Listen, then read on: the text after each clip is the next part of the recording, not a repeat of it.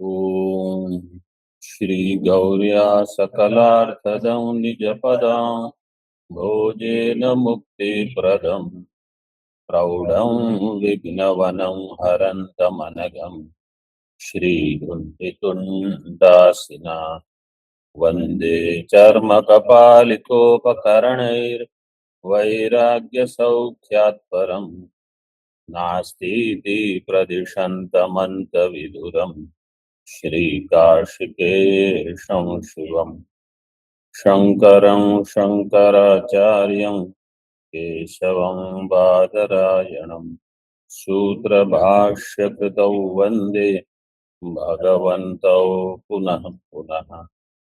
ईश्वरो गुरुरात्मेति मूर्तिभेदविभागिने व्योमवद्व्याप्तदेहाय दक्षिणामूर्तये नमः। ओम शांति शांति शांति। दहर विद्या नया अधिकरण आरंभ हो रहा है।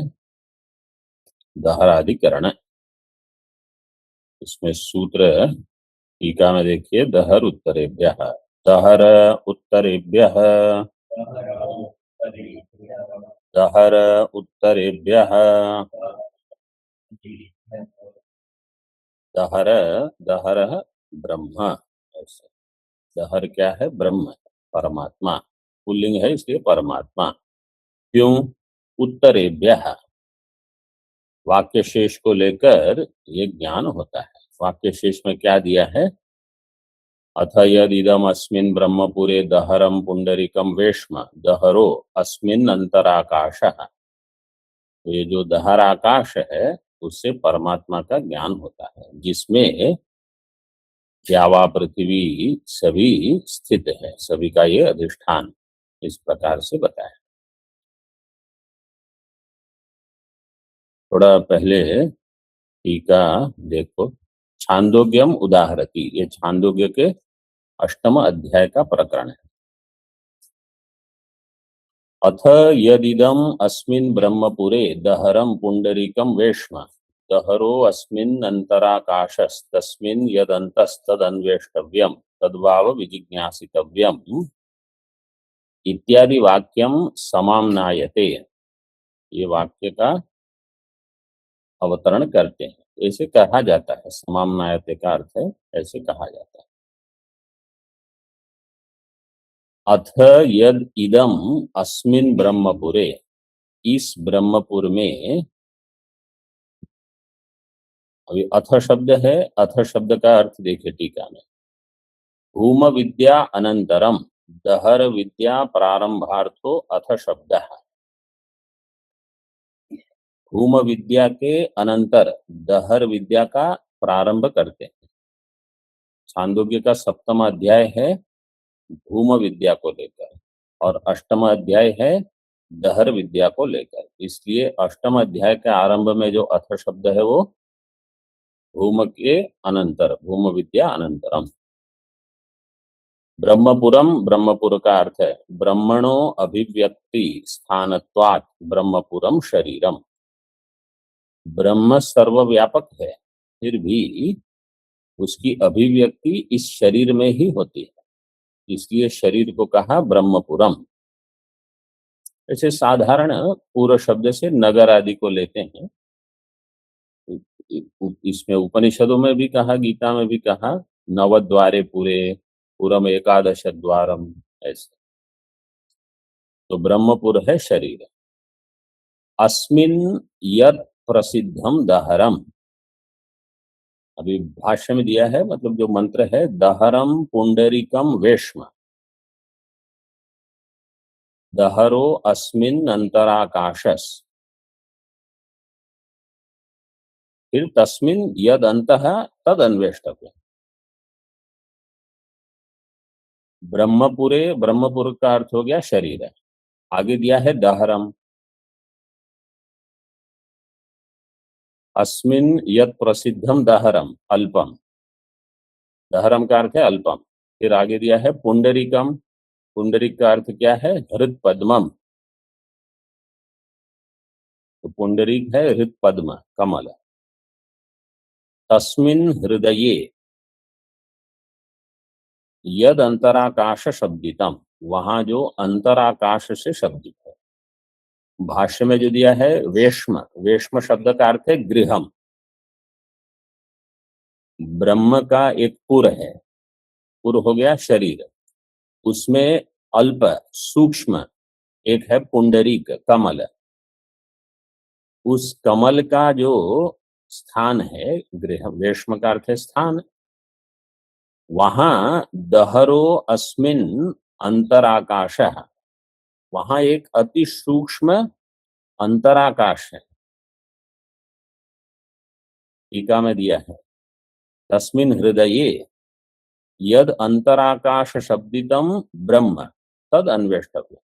अंतराकाश क्या है? अंतराकाश से शब्दित ब्रह्म, तद अन्वेष्टव्य, अन्वेष्टव्यम विचार्यम, विचार्य है कि विचार्यम? अच्छा, विचार्य ज्ञेयम ऐसे कर समझ सकते, विचार करके जो जानना है इत्यर्थ है। लेकिन मंत्र में देखिए कैसे दिया है, दहरो अस्मिन अंतराकाश तस्मिन यद अंतस तद अन्वेष्टव्य। वहां जो अंत है, तो प्रश्न क्या होगा? दहर जो अंतराकाश है, उस अंतराकाश में जो है तस्मिन यद अंतः तद अन्वेष्टव्यम। और टीकाकर ने अर्थ कैसे किया? यद अंतराकाश, अंतराकाश शब्दितम ब्रह्म तद अन्वेष्टव्यम, अंतराकाश में जो है उसको नहीं। मतलब मंत्र पढ़ने से ऐसे होता है कि अंतराकाश तस्मिन यद अंतः, उसमें जो अंत है, अंत स्थित है। लेकिन यहाँ कह देते हैं अंतराकाश से शब्दित है ब्रह्म, उसी का अन्वेषण करना है।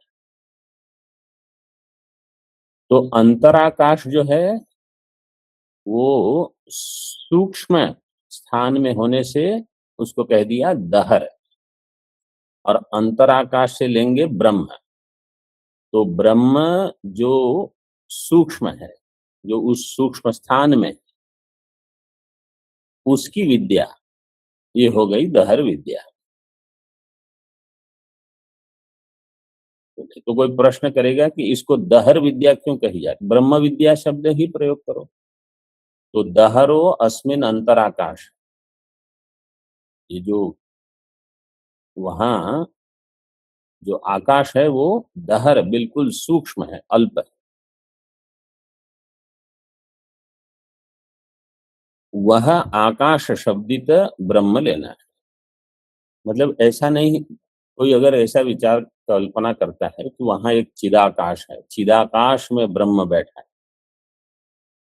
चिदाकाश ही ब्रह्म है, ऐसा टीकाकार ने अर्थ किया, आकाश शब्दितम ब्रह्म।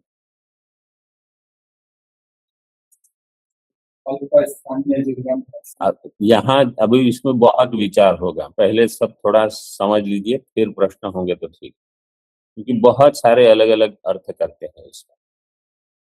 पहले इतना ग्रहण कर लीजिए, क्या है? दहर शब्द का अर्थ है अल्प सूक्ष्म, और उसमें जो आकाश है वो आकाश शब्दित ब्रह्म, इतना ग्रहण। अत्र आकाशो जिज्ञास्य है, यहाँ जिज्ञासा किसकी करनी है? आकाश, ये एक विकल्प है। अथवा तद अंतस्थम वा इति प्रथमम संशय कल्प्य, पहले तो यही संशय होगा कि आकाश जिज्ञास्य है कि आकाश में कुछ है वो जिज्ञास्य है। तद अंतस्थम वा इति प्रथमम संशय कल्प्य, पहले ये संशय की कल्पना करें। तत्र यदि आकाश है, और अगर आकाश है तो दो संशय होंगे, तदा संशय द्वयम। क्या है? तत्र आकाश शब्दात् एकम संशयम उक्त्वा ब्रह्मपुर शब्दात् संशयांतरम आह।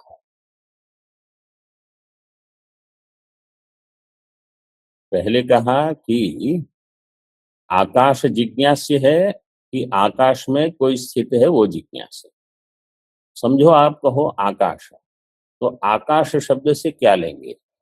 संशय दो होंगे। अब आकाश शब्द से आकाश लेना है अथवा आकाश अंतस्थ लेना है, ये संशय बताकर उक्त्वा ब्रह्मपुर शब्दात संशयांतरम आह, ब्रह्मपुर से क्या लेंगे।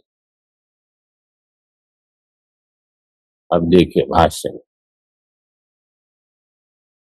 इत्यादि वाक्यम समाम्नायते, तत्र यो अयम दहरे हृदय पुंडरीके दहरः आकाशः श्रुतः स किं भूताकाशो अथ विज्ञानात्मा अथवा परमात्मा इति संशय्यते। ये जो दहर आकाश है वो भूताकाश है अथवा विज्ञानात्मा है, मतलब जीव है, अथवा परमात्मा, ये संशय है। कुतः संशयः, आकाश ब्रह्मपुर शब्दाभ्याम, संशय इसलिए हो रहा है क्योंकि आकाश शब्द है और ब्रह्मपुर शब्द है, तो इसलिए टीकाकार ने कहा अगर आकाश है तदा संशय द्वयम, तब दो संशय होते, तत्र आकाश शब्दात एकम संशयम उक्त्वा ब्रह्मपुर शब्दात संशयांतरम आ, आकाश शब्द से एक संशय और ब्रह्मपुर शब्द से संशयांतर है।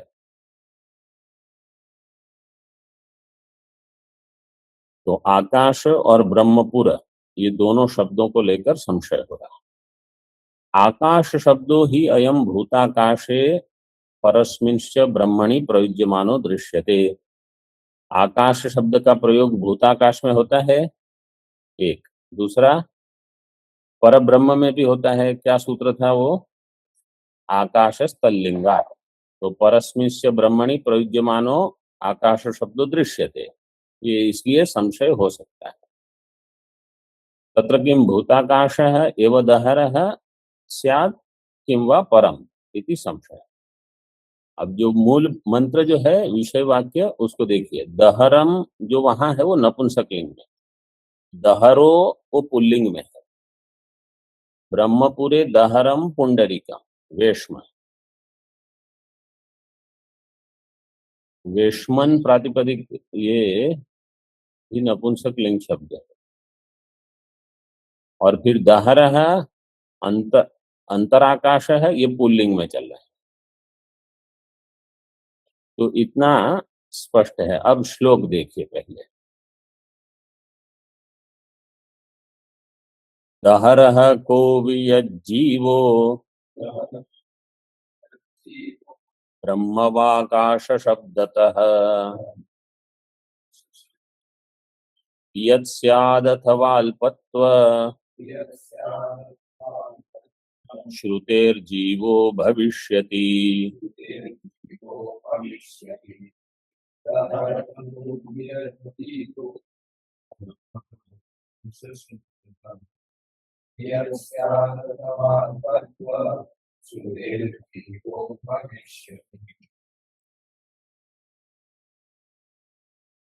दहरः को, कहा दहर, अब दहर यहाँ पुल्लिंग में है इसलिए दहर क्या है, वियत मतलब भूताकाश, जीवो जिसको विज्ञानमय कहा, अथवा ब्रह्म, ये संशय हो गया। अब पूर्व पक्ष कहते हैं आकाश शब्दतः यत् स्यात्, आकाश शब्द का प्रयोग होने से रूढ़ी है भूताकाश में वही होगा एक, अथवा अल्पत्व श्रुते है जीवो भविष्यति, क्योंकि दहर का अर्थ है अल्प, बहुत ही सूक्ष्म स्थान है तो जीव के लिए होगा, इसलिए दो विकल्प हो सकते हैं पूर्व पक्ष कहेगा। बाह्याकाशोपमानेन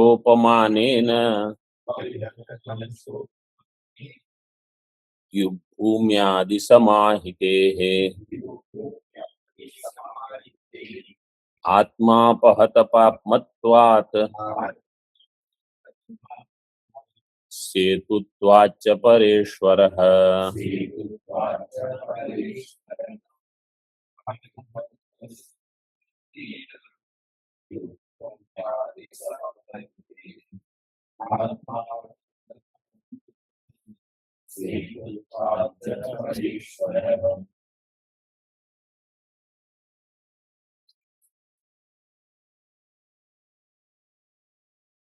सिद्धांती उत्तर देते हैं,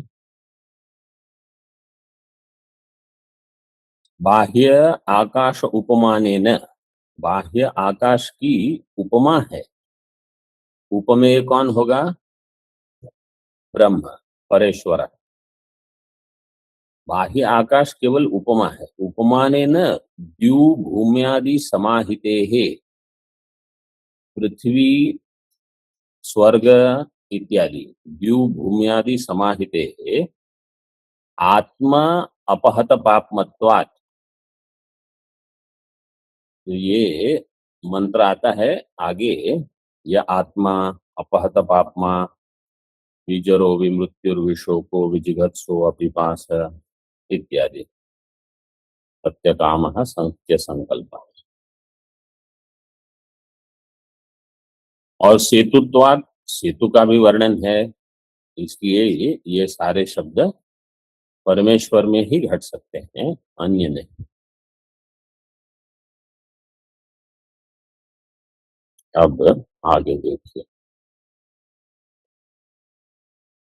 टीका में तथा ब्रह्मपुरम, ब्रह्मपुरम क्या है भाष्य में? ब्रह्मपुरम इति किम जीवो अत्र ब्रह्मनामा तस्य इदं पुरम शरीरम ब्रह्मपुरम अथवा परस्यैव ब्रह्मणः पुरम ब्रह्मपुरम इति। यहाँ जीव जो है वो ब्रह्मनामा, जीवो अत्र ब्रह्मनामा, ब्रह्मनामा में कैसे समास होगा? ब्रह्मनाम यस्य सः ब्रह्मनाम। ब्रह्म नाम यस्य सह ब्रह्म नामा। अलौकिक विग्रह कैसे होगा? कैसे होगा?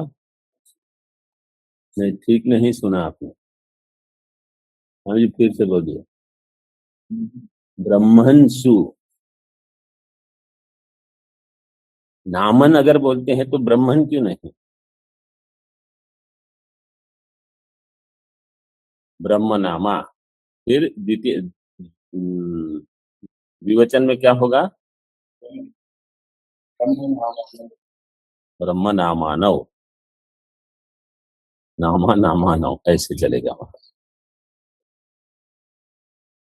तथा ब्रह्मपुरम किम जीवो अत्र ब्रह्म नामा तस्य इदम पुरम शरीरम ब्रह्मपुरम। तो ब्रह्म नामक यहाँ कौन है? जीव है, जिसका ये पुर है शरीर ब्रह्मपुरम, अथवा परस्यैव ब्रह्मणः पुरम ब्रह्मपुरम, अथवा पर ब्रह्म का ही जो पुर है ब्रह्मपुरम।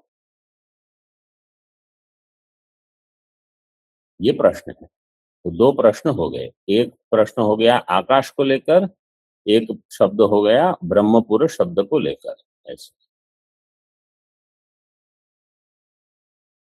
टीका में अत्र का अर्थ है शब्दे, जीवो अत्र जो दिया है, जीवो अत्र ब्रह्म नामा, तो ब्रह्मपुर शब्दे। ऐसे जीवस्य ब्रह्मणो वा पुरम इति संशय। ये पुर जो है, शरीर जो है, वो किसका है? जीव का है कि ब्रह्म का है? तत्र तत्र तस्मिन् संशये सति इति योजना, उसमें ये संशय। तत्र जीवस्य परस्य वा अन्यतरस्य पुरोस्वामिनो दहराकाशत्वे संशय। पर पुरुष शब्दस्य ब्रह्मणि मुख्यत्वात् ब्रह्म ध्येयम् इति उक्तम्। पर पुरुष शब्दस्य ब्रह्मणि मुख्यत्वात्, इसका अर्थ क्या है आप बताएं?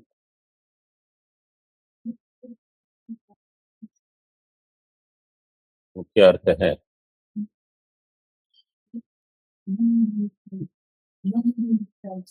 इति उक्तम। उक्तम कुत्र, ये पहले कहीं बता दिया ईक्षति अधिकरण में नहीं? इच्छति अधिकरण में कहा? हाँ, कहा? प्रश्नोपनिषद की जो चर्चा हुई अभी, जो पूर्व में हुआ, उस, हाँ, उसमें कैसे बताया? परात् परम पुरुषम अभिध्यायित त्रिमात्रेण ओंकारेण, ऐसे। और दूसरा बताया परम पुरुषम अविद्या हाँ ईक्षति लिया, एक का ध्यान और एक का ईक्षण ऐसे बताया था। तो एक में परात परम पर शब्द दिया और दूसरे में कहा परह पुरुषः। तो पर शब्द और पुरुष शब्द ये दोनों ब्रह्म में रूढ़ है, वो बता दिया। उसको लेकर तो वहां लिखना है तो आप थोड़ा चिन्ह करते रहिए, क्योंकि पुनः जब पढ़ोगे, और टिप्पणी है कुछ आपके पुस्तक में नहीं है, तो स्वयं आप टिप्पणी कुछ लिख सकते हो अपने लिए। वहां नीचे ऐसे दिया है पूर्वाधिकरण में, लेकिन वो कहाँ है वो आपको ज्ञात होना चाहिए। तथा इहापि आकाश पदस्य, तो जैसे वहां, अब पूर्व पक्ष क्या कहता है, जैसे वहां पर पुरुष ये दोनों ब्रह्म में रूढ़ है, आपने उसका मुख्य अर्थ किया इसलिए ब्रह्म ध्येय, इसी प्रकार यहाँ पर भी आकाश का मुख्य अर्थ क्या होना चाहिए, भूताकाश। नहीं, मुख्य अर्थ होगा भूताकाश, तो बस भूताकाश ले लीजिए। यहाँ भी आकाश पद से भूताकाशे रूढ़त्वात्, भूताकाशो ध्येय, भूताकाश ही ध्येय इति दृष्टांतेन पूर्व पक्षयति। इस प्रकार पूर्व अधिकरण को दृष्टांत लेकर पूर्व पक्ष बनाते हैं। तत्र आकाश शब्दस्य भूताकाशे रूढ़त्वात् भूताकाश एव दहर शब्द इति प्राप्त। आकाश शब्द भूताकाश में रूढ़ होने से दहर शब्द के द्वारा भूताकाश ही कहा गया है। दहर शब्द इति प्राप्तम। दहर शब्द में समास विग्रह कैसे होगा ऑनलाइन वाले? दहर्लस दहर्लम दहर्लम नो दहर्लः शब्दः सॉरी दहर्लश्च शब्दश्च दहर्लशब्दः यस्य सः दहर्लशब्दः। दहरस्य शब्द से करने की आवश्यकता नहीं। दहरः शब्दो यस्य सः दहर शब्द। अन्य पद क्या होगा? आकाश, दहर आकाश। भूताकाशः भूताकाश, वहां वाक्य में भूताकाश है। भूताकाश एव दहर शब्द, ये कौन कहेगा? पूर्व पक्ष कहेगा। इति प्राप्तम।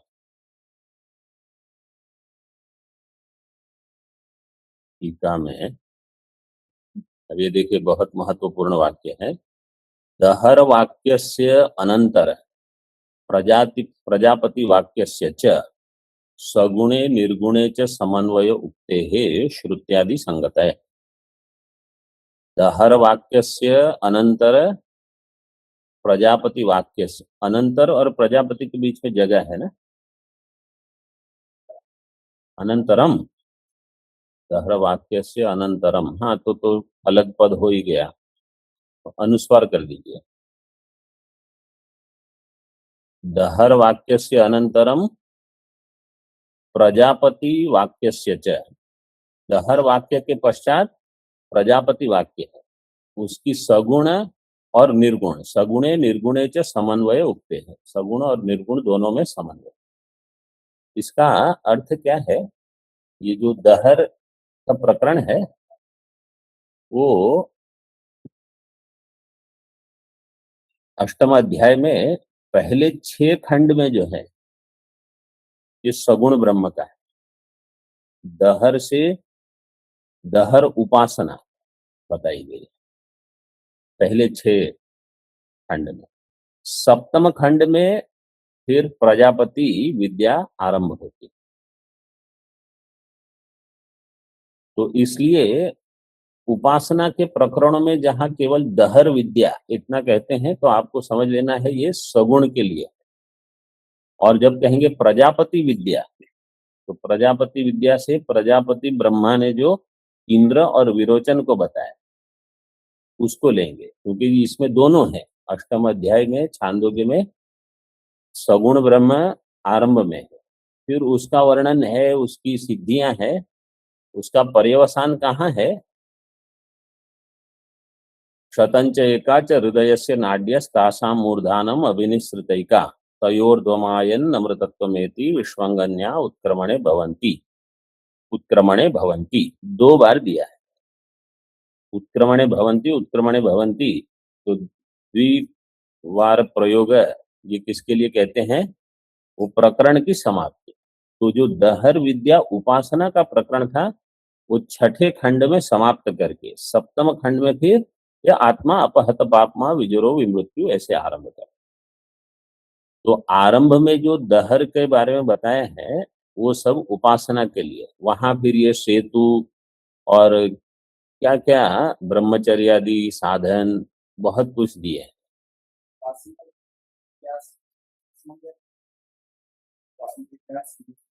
क्योंकि जब कहा जाता है कि दहर विद्या, तो दहर शब्द जो है वो तो ब्रह्म के लिए है। अब आप केवल दहर विद्या इतना प्रयोग करोगे तो संदर्भ आपको देखना पड़ेगा कि अगर उपासना के बारे में बता रहे हैं तो दहर विद्या से उपासना है, और अगर प्रजापति विद्या के लिए दहर शब्द प्रयोग करते हैं, क्योंकि ब्रह्म तो सूक्ष्म है, वो तो दहर शब्द कहीं भी लगा सकते, उसको इसलिए देखो ये पंक्ति जो है ना टीका में, दहर वाक्यस्य अनंतरम प्रजापति वाक्यस्य च सगुणे निर्गुणे च समन्वय उक्ते है श्रुत्यादि संगत है।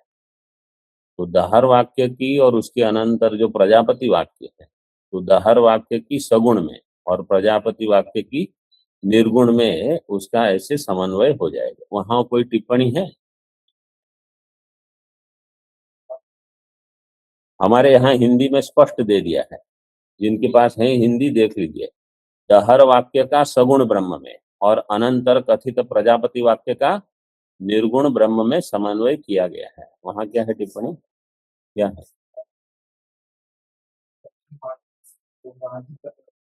हाँ,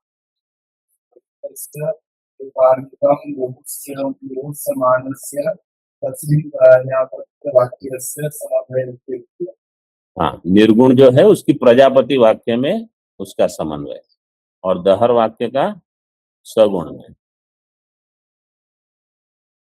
मतलब कहीं ऐसा न हो कि, क्योंकि अष्टम अध्याय छांदोग्य का ज्ञान का प्रकरण है इसलिए इसमें उपासना है ही नहीं, ऐसे कोई समझ न बने।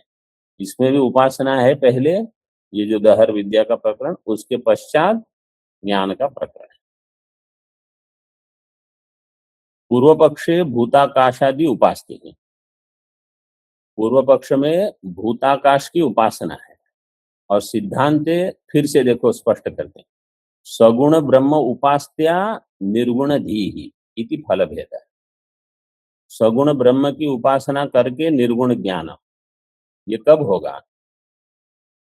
जब आरंभ का प्रकरण सगुण ब्रह्म का हो, फिर चित्त शुद्धि हो, फिर निर्गुण ब्रह्म का ज्ञान कराया जाए। ऐसे इति फल भेद है। न च आकाशस्थलिंगात् इति अनेन अस्य पुनरुक्तता शंकनीया। और आकाशस्थलिंगात्, तो ये आकाश शब्द यहाँ ब्रह्म के लिए था, तो कोई कहेगा ये पुनः वही प्रकरण क्यों आरंभ कर रहे हैं? पुनरुक्तता न आशंकनीया। क्यों? अत्र यस्मिन् यदन्तस्तदन्वेष्टव्यम् इति तस्मिन् यदन्तस्तदन्वेष्टव्यम् इति आकाश अंतस्थस्य अन्वेष्टव्यत्वादि लिंगान्वयेन दहराकाशस्य ब्रह्मत्वे स्पष्ट लिंग अभावात्। दहर आकाश शब्द ब्रह्म को इंगित कर रहा है, ये स्पष्ट लिंग वहां उपलब्ध नहीं है, इसलिए ये अधिकरण बनेगा। अगर ऐसा नहीं होता, लिंग अगर स्पष्ट होता, तो अलग से अधिकरण की रचना करने की आवश्यकता नहीं। तो तस्मिन् यद अंतः तद अन्वेष्टव्यम, उसमें जो है उसका अन्वेषण करना। इति आकाश अंतस्थस्य, आकाश के अंत, अन्वेष्टव्यत्वादि लिंगान्वयेन, अन्वेष्टव्यत्व लिंग के साथ अन्वय करने से भी दहर आकाश का ब्रह्म में स्पष्ट लिंग नहीं। ननु भूताकाशस्य अल्पत्वम कथम, अब भूताकाश लोगे तो दहर शब्द कैसे घटेगा, फिर दहर आकाश कैसे कहा जाएगा। एकस्य उपमानत्वम उपमेयत्वम च कथम, इसका अर्थ क्या है। आकाश शब्द जब बताया जाता है हृदय में, उस आकाश के लिए कुछ उपमा देते हैं। तो बोले हृदय में आकाश है, वो कैसा है, बोले आकाश के जैसा। तो पूर्व पक्ष कहता है आकाश के जैसा वो भूताकाश है, तो सिद्धांति वो स्वीकार करेगा। बाह्य आकाश के जैसा, बाह्य आकाश के जैसा क्या है, अंतराकाश। तो जो अंतराकाश है वो भी आकाश कैसे होगा, क्योंकि वो तो अंतराकाश बाह्य आकाश से भिन्न हो, तभी वहां उपमान उपमेय भेद हो सकता है। एक ही वस्तु अगर आप कहोगे अंतराकाश है वो भी भूताकाश है, और कैसा है वो अंतराकाश भूताकाश, बोले बाह्य आकाश के जैसा। तो एकस्य उपमानत्वम उपमेयत्वम च कथम, उपमान किसको होता है, जिसके सदृश आप बताते हो, और उपमेय जिसको बताना है। जैसे सादृश्य, हाँ, सादृश्य का लक्षण क्या है, तद भिन्नत्वे सति तदगतो भूयो धर्मवत्वम, तो उससे भिन्न हो। अब यहाँ सादृश्य अगर भूताकाश का दे रहे हैं, भूताकाश के साथ, तो कहाँ सादृश्य हुआ। जैसे गौरिव गवय, गौरिव गवय है, तो गवय कैसी है, गौ के जैसी। अनेक अवयव में सादृश्य है, भूयो धर्म सामान्य है वहां। तो एकस्य उपमानत्वम उपमेयत्वम च कथम, उभे अस्मिन् द्यावा पृथिवी अंतरेव समाहिते उभावग्निश्च वायुश्च इत्यादिना श्रुत सर्वाश्रयत्वं च कथम। और ये देखो तीन प्रश्न हो रहे हैं। आकाशस्य अल्पत्वं कथम, एक। उपमान उपमेयत्वम, एक कैसे होगा, दो। फिर उभे अस्मिन् द्यावा पृथ्वी अंतरेव समाहिते, स्वर्ग पृथ्वी ये सारे कहाँ है, अंतः एव, इसी हृदयाकाश में, समाहिते। उभौ अग्निश्च वायुश्च, अग्नि वायु ये भी अंतः है। इत्यादि ना श्रुत सर्वाश्रयत्वम च कथम, सभी का आश्रय वो कैसे हो सकता है, इत्याशंक्य क्रमेण परिहरति। अब उसका परिहार करेंगे। कौन परिहार करेगा, हाँ आप बताइए, कौन परिहार करेगा। पूर्व पक्ष परिहार करेगा। ये सारे प्रश्न कौन उठा रहा है, सिद्धांति। सिद्धांति के प्रश्न हैं। सिद्धांति कहता है आप कह रहे हो आकाश शब्द से भूताकाश नहीं, तो उपमान उपमेय एक किसके पक्ष में होगा, पूर्व पक्ष के पक्ष में। सिद्धांति तो भूताकाश ले नहीं रहा, चिदाकाश भूताकाश के सदृश है। तो हमारे इसमें उपमान उपमेय एक नहीं है, उनके समझ में उपमान उपमेय एक। पंक्तियां थोड़ी ठीक से ग्रहण करो। भूताकाश पूर्व पक्ष कह रहा है, उसमें अल्पत्वम बताया है, तो भूताकाश से अल्पत्वम कथम, ये आपत्ति कौन देगा। हाँ ऑनलाइन वाले बताएं, भूताकाश से अल्पत्वम कथम, ये आपत्ति कौन देगा, सिद्धांति। सिद्धांति देगा आपत्ति।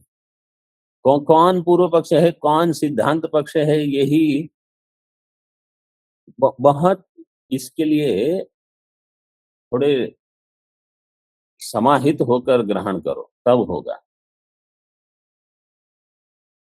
एक ही उपमान उपमेय ये पूर्व पक्ष बता रहा है, और आगे जैसे मंत्र में बताया जाएगा कि इसी में द्यावा पृथ्वी ये सब है, अग्नि वायु, तो सभी का आश्रय ये है। इत्यादि ना श्रुतम किम, इत्यादि ना श्रुतम किम, सर्वाश्रयत्वम, सर्वाश्रयत्वम भूताकाश में कैसे आएगा? सर्वाश्रयत्वम कहाँ होना चाहिए? ब्रह्म में होना चाहिए।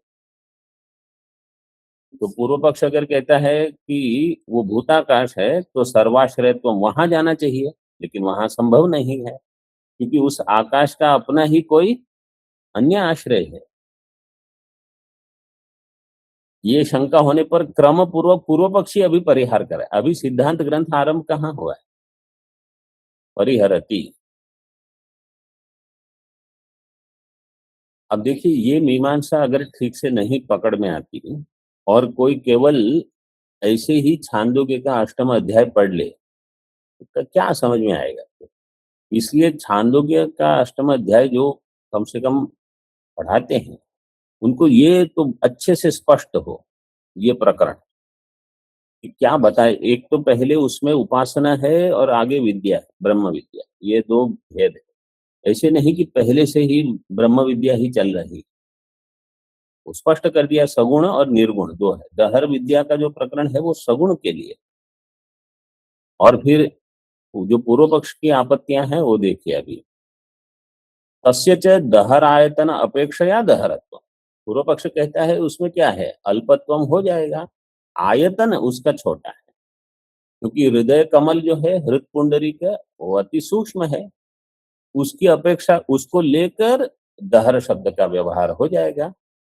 जैसे आकाश कैसा है, महत परिमाण, ठीक है, फिर भी सूची आकाश अथवा घटाकाश तो वो छोटा है महत की अपेक्षा से, तो उपाधि को लेकर है, बस ऐसे घटा देंगे। ये पूर्व पक्ष ऐसे कहे। एक, यावान वा अयम आकाशस तावान एषो अंतर्हृदय आकाश इति च बाह्याभ्यंतर भावकृत भेदस्य उपमान उपमेय भावः, जितना यावान वा अयम आकाश है, जितना ये बाहर आकाश है उतना ही बड़ा अंदर आकाश है, ऐसे उपनिषद कहेगा आगे। जितना बाहर आकाश है मतलब जब उपासना करते हैं तो क्या यहाँ दहर विद्या की उपासना का प्रकरण क्या है, बाहर इतना बड़ा ब्रह्मांड है, बोले आप बाहर देखो ही मत, पूरा ब्रह्मांड अंदर है। जितना बड़ा आकाश बाहर है उतना आकाश अंदर है, आप सब कुछ अंदर देख लीजिए। तो इसलिए ये पंक्ति आई है, यावान वा अयम आकाशस, जितना बाहर आकाश है उतना ही अंतर आकाश है। फिर उसी में क्या है, बाह्यांतर भाव कृत भेदस्य उपमान उपमेय भाव। सिद्धांत ने क्या कहा था, उपमान उपमेय कैसे होगा, उसमें कुछ दो भिन्न चाहिए, बोले है आकाश आकाश दोनों भूताकाश है, भेद कहाँ, बोले भेद है, एक बाह्य है एक अंतर है। जैसा बाह्य ऐसा अंतर, जैसी गौ ऐसा गवय। तो आकाश में भेद नहीं है, वो बाह्य अंतर को लेकर उपमान उपमेय बता दिया। और उसमें फिर द्यावा पृथ्वी आदि च तस्मिन अंतः समाहितम, जिसमें स्वर्ग भी अंदर है, पृथ्वी भी वहीं है, वायु वहीं, अग्नि वहीं, सब समाहितम। अवकाशात्मना आकाशस्य एकत्वात्, और अवकाश देता है अंदर वाला है वो भी, इस प्रकार से एक समाधान हो गया। आगे अथवा जीवो दहर इति प्राप्तम ब्रह्म पुरुष शब्द, अथवा जीव जो है दहरः ये पुल्लिंग शब्द है, इति प्राप्तम, क्यों, ब्रह्म पुरुष शब्दात्।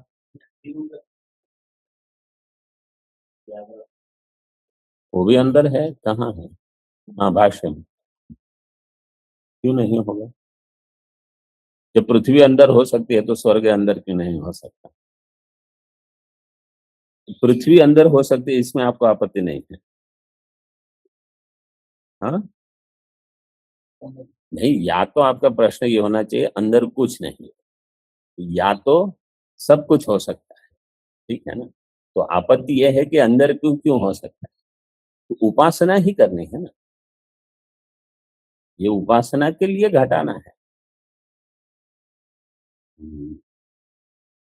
टीका में देख लीजिए, हृदयापेक्षया अल्पत्वम ध्यानार्थम कल्पित भेदा सादृश्य, हृदय की अपेक्षा से आकाश में अल्पत्वम आ जाएगा। एक, ध्यान के लिए मतलब उपासना के लिए कल्पित भेद लेकर सादृश्य, अंदर और बाहर समान है, वास्तव में एक ही है, सादृश्य कहाँ है, एक ही है, लेकिन वो कहते हैं सदृश है। और स्वतः एकत्वात् सर्वाश्रयत्वम, स्वतः एक होने से सर्वाश्रय भी है, ऐसे अर्थ हो जाएगा। तो एक प्रकरण पूरा हो गया, भूताकाश की सिद्धि पूर्व पक्ष ने कर दी। ओम पूर्णमदः पूर्णमिदं पूर्णमुदच्यते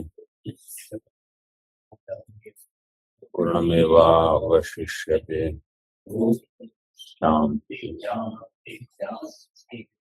शंकरं शंकराचार्यं केशवं बादरायणं सूत्रभाष्यकृतौ वन्दे भगवन्तौ पुनः पुनः। ईश्वरो गुरुरात्मेति मूर्तिभेदविभागिने व्योमवद्व्याप्तदेहाय दक्षिणामूर्तये नमः। ओम शांति शांति शांति।